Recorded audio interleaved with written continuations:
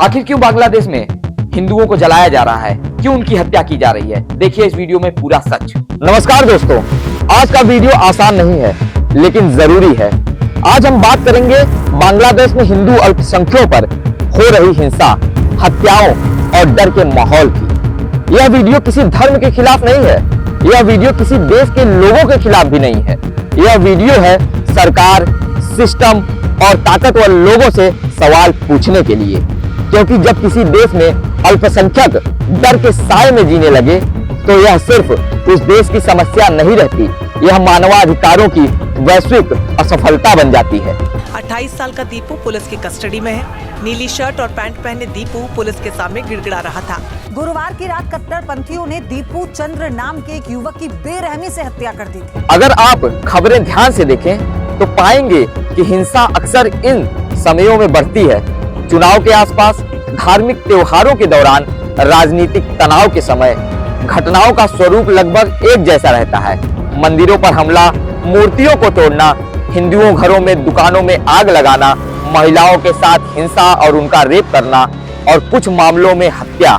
सवाल ये है, क्या ये सब संयोग है या फिर एक सिस्टमैटिक फेल्योर? बांग्लादेश सरकार हर बार कहती है हम अल्पसंख्यकों की रक्षा के लिए प्रतिबद्ध है, लेकिन जमीनी हकीकत क्या है? क्या हर घटना में त्वरित कार्रवाई होती है? क्या दोषियों को सजा मिलती है? क्या पीड़ित परिवार को सुरक्षा मिलती है? अगर जवाब नहीं है तो फिर सवाल उठेगा, क्या सरकार सिर्फ दबाव पड़ने पर ही कार्रवाई करती है? अब आते हैं दुनिया की तरफ। जब कहीं और अल्पसंख्यकों पर अत्याचार होता है तो यूएन बयान देता है, पश्चिमी देश प्रतिबंध लगाते हैं, लेकिन बांग्लादेश के मामले में बयान बेहद नरम है, कार्रवाई लगभग शून्य बराबर। क्यों? क्योंकि सस्ता लेबर, बड़ी गारमेंट्स इंडस्ट्री, रणनीतिक लोकेशन, यानी इंसानियत से ज्यादा मुनाफा अहम है। यह समझना बहुत जरूरी है। यह वीडियो हिंदू बनाम मुस्लिम नहीं है। बांग्लादेश में पत्रकारों पर हमले होते रहे हैं, विपक्ष की आवाज को दबाया जाता है, मानवाधिकार कार्यकर्ताओं को डराया जाता है, यह सब भी होता रहा है। मतलब साफ है, समस्या अल्पसंख्यक नहीं, समस्या सिस्टम है। भारत और बांग्लादेश के रिश्ते ऐतिहासिक हैं। भारत लोकतंत्र की बात करता है, मानवाधिकार की बात करता है। तो फिर सवाल है, क्या भारत को सिर्फ कूटनीतिक चुप्पी तक सीमित रहना चाहिए? यह हस्तक्षेप नहीं है, यह मानवीय जिम्मेदारी है। अब आते हैं सबसे अहम सवाल पर, कानून व्यवस्था। कई मामलों में देखा गया है शिकायत दर्ज होने में देरी, आरोपियों की पहचान के बावजूद गिरफ्तारी नहीं होती, केस कई सालों तक कोर्ट में लटकते रहते हैं। जब पीड़ित को न्याय नहीं मिलता तो अपराधी को संदेश जाता है तुम बच सकते हो, और यही सबसे खतरनाक बात होती है, और इसी से माहौल खराब होता है बांग्लादेश में। अब बात करते हैं उस हिस्से की जिस पर शायद सबसे कम चर्चा होती है, बिजनेस और नैतिकता। दुनिया की कई बड़ी कंपनियां बांग्लादेश में अरबों का डॉलर का बिजनेस करती हैं। उसमें से हमारे देश के कुछ पूंजीपति भी हैं जिनका नाम है अडानी। वो बांग्लादेश में बिजली सप्लाई करते हैं।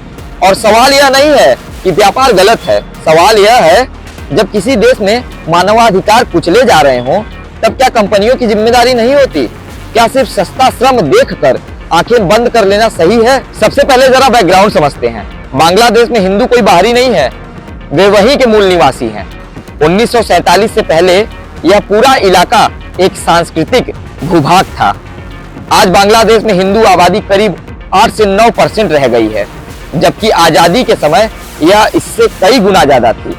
अब सवाल उठता है, इतनी बड़ी आबादी कम कैसे हो गई? जवाब हमें मिलता है, लगातार असुरक्षा, सामाजिक भेदभाव, हिंसा। अब आइए बात करते हैं हिंसा को कैसे रोका जा सकता है। लगातार जिन देशों में हिंसाएं हो रही हैं, उन देशों पर अंतर्राष्ट्रीय देशों का दबाव बने, पीड़ितों को तुरंत न्याय मिले, दोषियों पर तुरंत कार्रवाई हो, ऐसे और स्वतंत्र तरीके से जांच हो, ऐसे इन सब चीजों से हिंसाएं रुक सकती हैं। वरना बयानबाजी और जुमलेबाजी से हिंसाएं और बढ़ती हैं, न्याय नहीं मिलता। आज सवाल बहुत सीधा है, अगर किसी देश में किसी भी अल्पसंख्यक को डर के साए में जीना पड़े तो क्या हम चुप रह सकते हैं? आज अगर बांग्लादेश में हिंदू असुरक्षित है तो कल कोई भी हो सकता है और किसी भी देश का नागरिक हो सकता है। कहीं भी किसी भी देश में वो असुरक्षित महसूस कर सकता है। यह वीडियो नफरत के लिए नहीं, जवाबदेही के लिए है। अगर आपको लगता है कि हर जान की कीमत बराबर है तो सवाल उठाइए, क्योंकि चुप्पी एक पक्ष का काम करती है उन उग्रवादियों के लिए।